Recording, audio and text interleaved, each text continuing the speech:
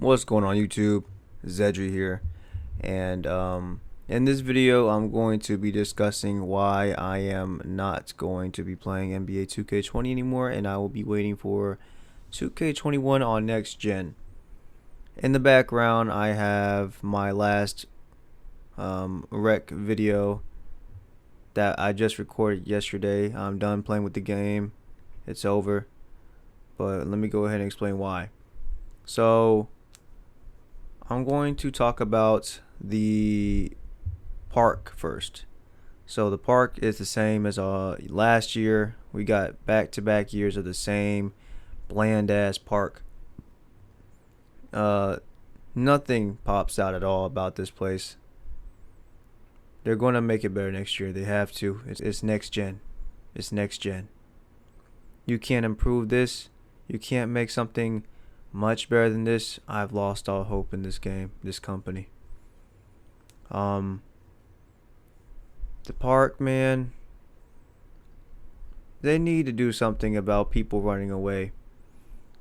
Just yesterday, on my last day, I was sitting there waiting for a game for at least 5 minutes, and as soon as their game got done, they saw us and got off the spot, and we had nobody to play against. 2K needs to do something about that, man. I've literally sat there wasting my time to not get a game. I've seen it with my own eyes, guys. When I switched to PS4 as a rookie 1, I was getting games every game. Every game. On PS4, I'm an all-star 2. I'm getting games all the time. At least I was. And when I get back on Xbox One as a Superstar 3, I'm not getting any games. People are scared. There's no reason to be scared. Having a higher rep than you just means they play the game more. It doesn't mean they're more skilled than you. People need to realize that. Having more time than you does not mean they have more skill. It just means they have a lot of time on their hands. Alright? So we need to normalize playing every single game, no matter who's on the spot. Please. Now, this is for the sweaties, man. 3 out, 1 ISO while the other 2 are in the corner. Why do you guys play like that? How is it fun for the offensive players that are just in the corner? Because it's definitely not fun on defense. Sitting in the corner, waiting for your opponent to move, and he doesn't move until the person shoots a shot and they crash for a rebound. It's boring. It's whack. You have to play a specific way in order to stop it. It's just not fun. And then once the person who's isoing at the top of key, what do? They hop step, which is something that broke the game since the beginning. Once people found out fancy footwork, hop steps became normalized in every single person's game. Even my own, because like the way it gets you open is so ridiculous. It's the go-to move in the paint. No one rarely does Euros anymore. No one rarely does layups anymore. It's just straight hop step dunk or just a slam dunk. And then paint defense can't even stop it. Paint defense is broken. Shot contest defense is broken. You can be in someone's face with Hall of Fame Intimidator and have a 17% covered in the paint or out at 3. Hall of Fame Intimidator and Intimidator as a badge is total RNG. They need to take Intimidator out and put Shot Contest back in the game. Because it didn't work this year. It didn't work at all. I was out there getting frustrated playing comp when a dude greens in my face when I have Hall of Fame Intimidator and it's only a 39% covered. That shouldn't be happening. That should at least be a 70% contest. Right? And he shouldn't be making that at all.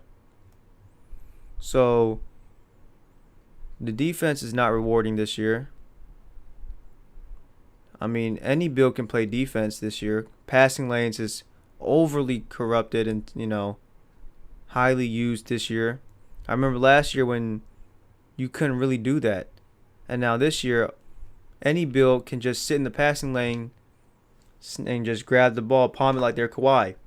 While my lockdown build over here is fumbling and just smacking the ball out of bounds and not even trying to hold it, trying to catch it. I just don't understand it. But that's it for Park for Rec.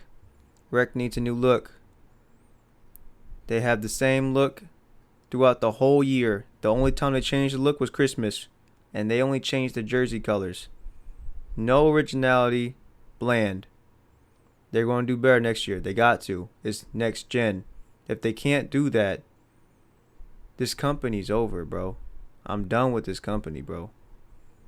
And it's unfortunate that they're the only basketball game that's coming out. NBA Live has not said anything lately, and it's real disappointing. Another thing for Rec, they need better matchmaking. On PS4, me and my squad, we were playing, teams that were borderline 90 overalls when we were in our high 90 overalls. That's not fun for us, and that's not fun for them, because when we blow them out the water, half of them leave, half of them stay for the whole game, and we're just stuck with to play AI. And it gets boring. And then we just regret playing Rec.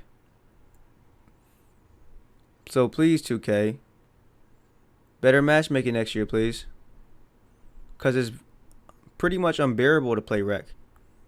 You're either going to play a whole bunch of sweaties, which makes it a decent game, or you play straight up bums, and it becomes the most boring game possible. As for Pro Am 5v5, we all know the meta. 5 out, pick and roll, ISO. You guys see it on NBA 2K League. That is on, I think, ESPN2 and Twitch. It's boring. Point guard, ISO, pick and roll. They do a little between the legs glitch that you can never rip and go for a dunk. Or they do a misdirection behind the back. Base 98. Oh, who would have thought? Green. Playmaking shot creator, offensive threat, Hall of Fame shooting regardless. Who would have thought? Oh, wow. It's boring. Everyone just sits. We have 2 hash hitters on the wing, 2 in the corner. The defenders are literally just sitting there, just watching the ball, watching the point guard dribble the air out the ball. It's not fun. It's just not fun as a defender standing still or the one defending the ball handler. It's just so boring, bro. Let's make a difference next year, please. 2K. That's it for what I got to say for the My Career portion. I don't want to get into that. You know what I'm saying? I want to keep this short and sweet as to why I don't want to play this game no more. My team. Remember at the beginning of the year before 2K20 came out, they had position locks. They said we could run, Chris Paul, Rajon Rondo at point guard now. It'd be fair. And now we have Lamar Odom, Blake Griffin, Don Maker, Kevin Durant that can play point guard, who have never played point guard in their lives. And yet they play point guard in my team. Why? Because 2K realized we're not making no money. We gotta stir up the pot. So let's go ahead and put these players as point guard. And it messed up the game. They put a glitch Giannis even. A pink diamond glitch Giannis at the beginning. Point guard. I would have thought that this GOAT Giannis that just came out would have played point guard, but they didn't. Good looks. But it was too late. I don't mind Ben Simmons playing point guard because he plays point guard in real life. I don't mind LeBron James playing point guard. He played point guard from time to time in real life. But when you start bringing unrealistic things like Thon Maker playing point guard, even Nikola Jokic at point guard was fine. But Bill Walton, why? Why can he play point guard? Then you have, who else? Who else is just absurd? Jonathan Isaac. Why can he play point guard? Man's never touched the point guard position in his life. Why is he able to play point guard? It doesn't make sense. Make it make sense. If position locks aren't what they are next year, I'm not touching my team. And of course, my team is a fantasy mode. I totally understand that. But to give some players unrealistic stats, it gets to a certain point. GOAT players or GOAT cards, I'm fine. You know what I'm saying? They're fantasizing, idolizing the greatest players of all time. I have no issues with those. But that a card that just came out, what was it? Pink Diamond JaVale McGee has a 91, I think a 91 3-pointer with Hall of Fame range extender. Now, why does he have that? I have no idea. The most I can accept from a person who never really shot a three in their life, I say low 80 with no range extender. There are some centers, a lot of centers in this game have 90 plus speed. Not realistic, okay? There should only be specific centers that have a 90 plus speed. And JaVale McGee is definitely not one of those. Brother has asthma. He's not going to be running up and down like he's Russell Westbrook, okay? That's not going to happen. Besides that, I don't want to talk. I don't want to go deeper into those unrealistic cards because it's all around. It's all around my team, all around it. I always said that this mode was pay to win, and I still stick by it. There's no money spent people out there. Hey, salute to y'all, bro. I don't know how y'all keep playing this game, but there's always these MT sites, man. A lot of people are, using these MT sites to buy MT, to buy cards on the market. Pay to win, right? GOAT Giannis in packs. A lot of people know it's not smart to invest MT into packs. So I'm not sure how you guys are doing it over there. Are you guys limiting yourselves? Or are you guys bidding on the auction house with the MT that you got? I don't know. Y'all are a better person than me. I mean, the opals and the packs, they're better than the Spotlight Sims. So you can't tell me these Spotlight Sims give you free Galaxy opals that you guys would actually use on your lineup. Well, you would use GOAT Curry, right? Of course. GOAT Larry Bird, GOAT Kobe. A lot of people don't have GOAT Kobe because that's a long grind, 210 hours. Something I did because I still loved the game at that point. But now I've lost it. You have Opal Harden, Opal Hakeem. So those cards you would use. You're not going to use no Opal Patrick Beverly. You're not going to use no Opal Derek Coleman, right? You're not going to use some of these players because they just can't compete versus the ones that are in the auction house, the ones that are in packs. 2K made it to where these opals that are free aren't that good compared to the ones that are buyable via auction house or in packs. And that's why I'm always going to say my team is pay to win. An opal is an opal, you say. Fine, you can say that. But can they compete with the cards that are in the auction house in packs? Let me know. GOAT Giannis is in packs. Can any of these free opals compete with that? A GOAT Yao Ming, a GOAT Shaq, a GOAT Wilt, a GOAT MJ, a GOAT Magic. Let me know.